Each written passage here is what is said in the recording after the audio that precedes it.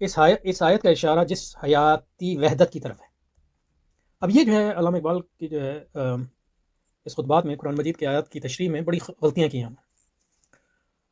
اور جب لوگ جو ہے تجدید کا کام کرتے ہیں تو اس میں بڑی غلطیاں ہوتی ہیں. جیسے علم کلام مرتب ہوا، معتزلہ نے غلطیاں کی، پھر اشاعرہ کے ہاں بھی غلطیاں ہوئی، حالانکہ وہ اہل سنت میں سے ہیں. ماتریدیوں کے ہاں بھی غلطیاں ہیں، حنبلیوں کے ہاں بھی غلطیاں ہیں. یعنی تو وہ غلطیاں ایسی ہوتی ہیں کہ آپ علم کلام میں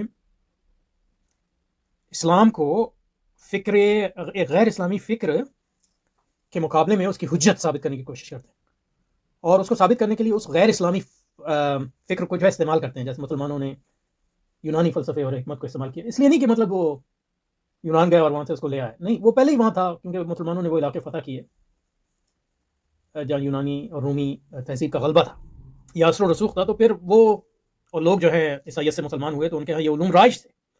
تو مسلمانوں کے اس کے سوا کوئی چارہ نہیں تھا کہ ان علوم کو حاصل کرتے اور ان کی بنیاد پر جو اسلام کے خلاف جو ہے اعتراضات اٹھتے تھے ان کا جواب دیتے. جب یہ دیتے ہیں تو اس سے ہمیشہ یہ خطرہ ہوتا ہے کہ آپ اسلام کا دفاع کرتے ہوئے اس میں غلطیاں کریں گے اور حقیقت میں اسلام کی تعبیر کریں گے فکر غیر اسلامی فکر کے تناظر میں یا اس سے تاثر لے کے. کیونکہ عموماً ایسی فکر جو ہوتی ہیں وہ اس سے لوگ متاثر ہوتے ہیں، ان میں ایک قوت ہوتی ہے. جیسے یونانی فکر تھی، اس کی ایک قوت تھی. تو وہ لوگ بھی جیسے امام راضی ہیں جو مطلب یہ کہ بڑے امام ہیں لیکن وہ یونانی فکر سے بڑے متاثر ہیں، یا معتزلہ، یعنی وہ بھی مسلمانوں کے مطلب یہ کہ ان کے بڑے اسلام کی خدمت میں ان کے کام ہے. معتزلہ کے بھی یعنی علم اصول معتزلہ نے وضع کیا ہے بیسکلی، علم اصول فقہ جس کو آپ کہتے ہیں. اور انہوں نے عیسائیت کے مقابلے میں اور یونانی فکر کے مقابلے میں اسلام کا بڑا دفاع بھی کیا، لیکن اس دفاع کے نتیجے میں وہ اس فکر سے متاثر بھی ہوئے. اور اس کے بعد مطلب یہ کہ انہوں نے اسلام کے مسلمات کا انکار کر دیا، یعنی صفات الہیہ کا مثلا. اور صفات الہیہ کا انہوں نے اس لیے انکار کیا کہ اپنے تئیں وہ یہ سمجھے کہ یہ توحید کا تقاضا. اور یہ جو سمجھ انہیں آئی یونانی فکر سے تاثر کے نتیجے میں آئی، اس سے متاثر ہوئے. اگر یونانی فکر سے متاثر نہیں ہوتے تو وہ یہ سوال ہی پیدا نہیں ہوتا کہ صفات کو ماننے کے نتیجے میں کوئی توحید پر فرق آتا ہے. بالکل برعکس ہے اس کے. تو اسی طرح مطلب یہ کہ آپ جب آج غیر اسلامی فکر کے مقابلے میں اسلام کا دفاع کریں گے تو آپ کو دفاع کے سوا کوئی چارہ نہیں ہے، اس علم کو پڑھنے کے سوا کوئی چارہ نہیں ہے کہ یہ فرض کفایہ ہے.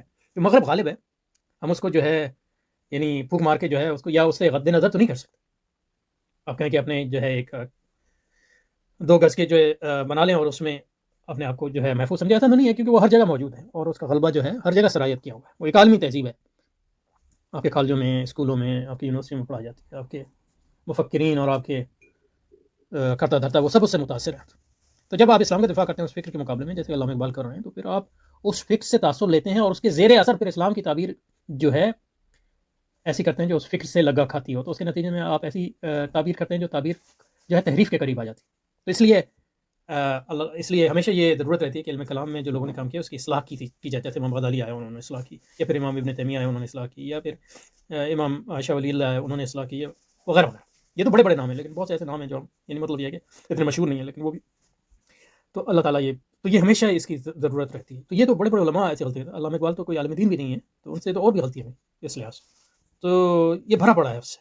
تو یہاں بھی جو ہے یہ لگ رہا ہے کہ اس آیت کی جو ہے انہوں نے تعبیر میں کافی غلطی کی ہے، اس لحاظ سے کہ یہ آیت جو ہے، حالانکہ مطلب یہ کہ یہ غلطی ایسی ہے جس کی ضرورت بھی